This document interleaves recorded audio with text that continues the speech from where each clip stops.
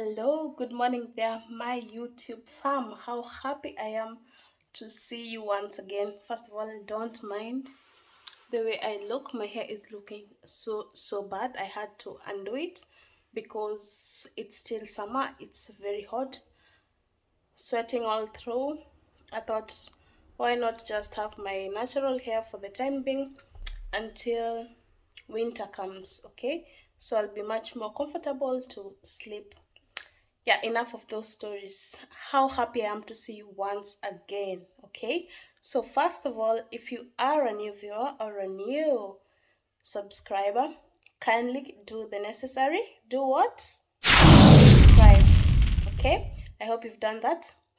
So on today's video we will be talking about what happens once your pet dies here in Germany, or once your dog, your cat, whatever you have as a pet. If you're a pet lover, this is for you, just in case you don't know, or if you're planning to come and you're one of those people who love having pets, God forbid, just in case you lose your pet, what you're supposed to do. Or if you're in this current situation and you don't know what to do, this might be just the video for you. Okay, so stick around. So let's get on to the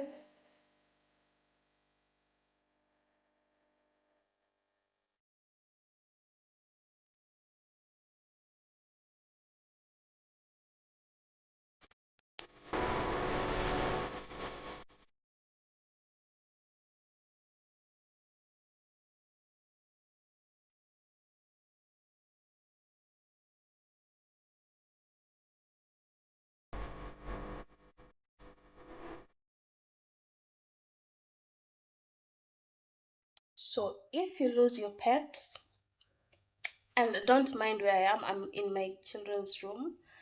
I've ran away from them so that I can be able to do a video for you guys. It's called motherhood, okay? Because it's been long since I've posted something. So the first thing, once your pet passes away, what you do, you have to inform your vet very fast, your veterinary. Okay, you have to inform them very fast. You tell them what has happened, and then they will require you to bring your pet over there.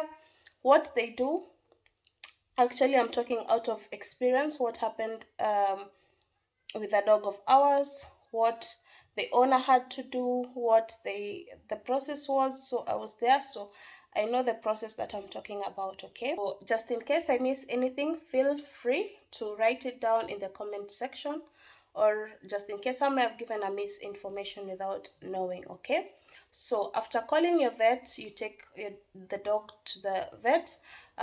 Usually the vet will tell you what happened to the dog, what was the cause of the death, and then your vet usually is supposed to inform you, or give you an advice where you are going to take your pet. So your pet usually stays with the vet maybe a day or two, but it depends with how fast you are to make a decision on what to do with your lovely pet, whether you decide to cremate your pet, or you decide to bury your pet. It's up to you, but they will give you a go ahead where, if you are planning to bury, the places where you can be able to bury them.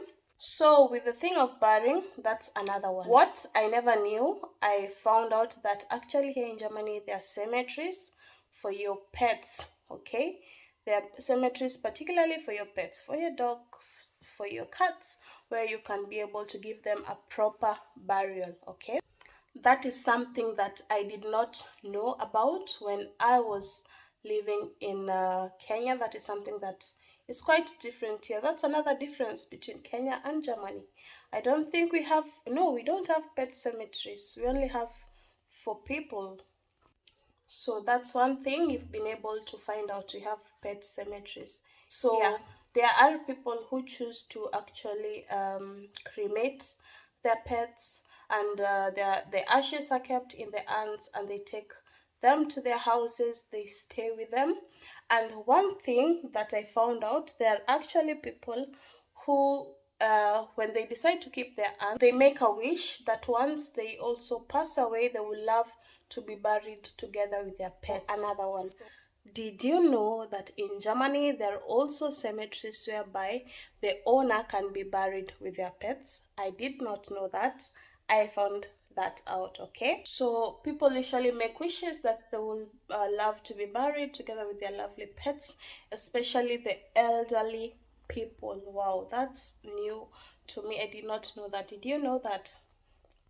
So, as I've said, there are different ways you can choose for your pet. Either you decide to cremate them, or you decide to bury them, or you decide that you're going to keep the ashes inside an urn, and you decide maybe you're going to keep them in the house for a long time, or you're going to let them go in the sea.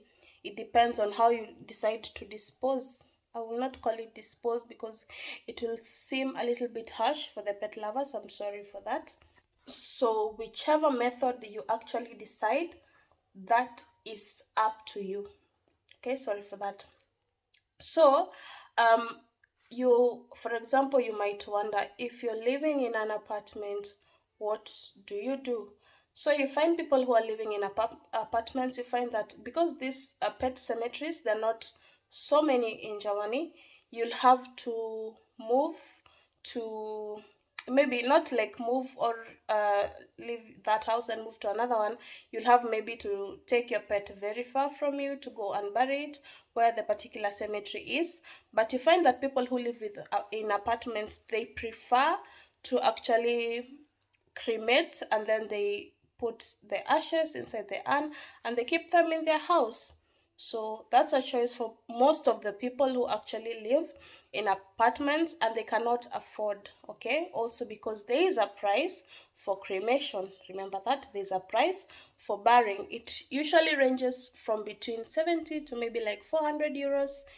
It depends with the size of your pet and the type of burial, the grave, the kind of grave that you choose. So for the big home owners, it's usually a plus for them. They usually decide either to bury their pets in their own backyard or their garden. So it also depends with what you have. Okay, so I hope you've enjoyed my video until this point. It was not a long one, it was just a brief one. So some of you might wonder what happened to the dog. By the way, if you have not seen that video, kindly run and check that video whereby our dog passed away while we were driving for holiday. So that is what the process that we had to go through. It was so sad, but life happens. Okay, so thank you for watching until this point. So until my next episode regarding German, it's a bye bye for me.